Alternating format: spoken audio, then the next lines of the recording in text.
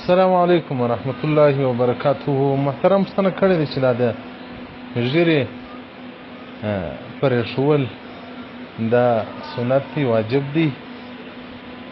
محترمه دې مسلې ته به لږ وضاحت ورکړو. د ږیرې پرېښول واجب دی، دا وجوب یې په سنتو باندې ثابت دی.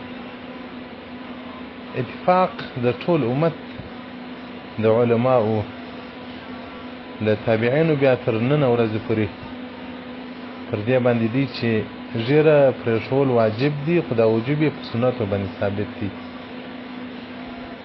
نو خریل یې ګناه ده، ګناه کبیره ده، وهل یې هم ګناه کبیره ده. چې د بده مرغه دغه مغربي پیشن او دغه د هندوانو پیشن نن په مؤمنانو کې عام سوی دی، رواج سوی دی، یو عادت ګرځېدلی دی. دا بل جرم دی. یو ګناه کیږي، لازم به د انسان څه ګناه کیږي، معصوم موږ نه یو. دا چې یو ګناه په مسلمانانو کې عامه ګرځي او په مسلمانانو کې رواج ګرځي، دا عظیم جرم دی. موږ تاسو خو د رسول الله صلی الله علیه وسلم بارک امتیان یو. د رسول الله صلی الله علیه وسلم بارک د امتیات نوم را باندې پروت دی، د امتیانو. نو موږ باید د رسول الله صلی الله علیه وسلم سره موافق سو په ټولو شیانو کې، مخالف نه. او رسول الله صلی الله علیه وسلم بارک وایي هغه څوک چې ږیره خريي په قبر کې به د دې هر ورېښته پر ځای باندې یو لړم اللهم صل علیه.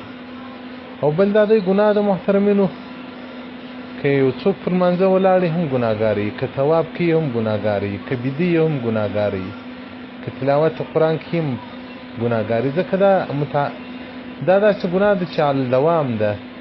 که ښه بیده یې په اوداسه بیده سي هم ملایکې ګناه پسې درله کي.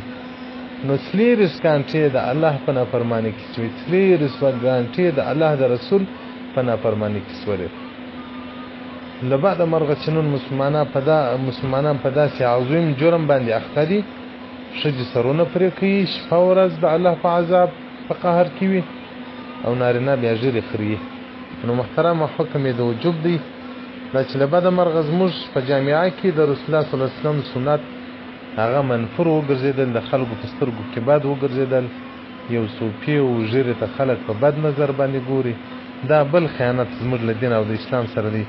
مرقات المفاتيح جلد 2 صفحه 1 کتاب الطهارت باب السواک الفصل الاول رقم د حدیث 309 او دغه رنګه حجة البالغه جلد 2 صفحه 1514 اطاله اللحاة او دغه رنګه رد المختار او دغه رنګه خلیل احمد انسان سهامپوروي رحمت الله علیه په بذل المجهود جلد اول صفحه 3 او دغه رنګه رد المختار دې ته مفصل وضاحت ورکړی دی.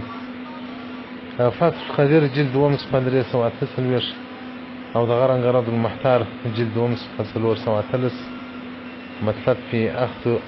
مطلب في الأخذ من اللحية. والسلام عليكم ورحمة الله وبركاته.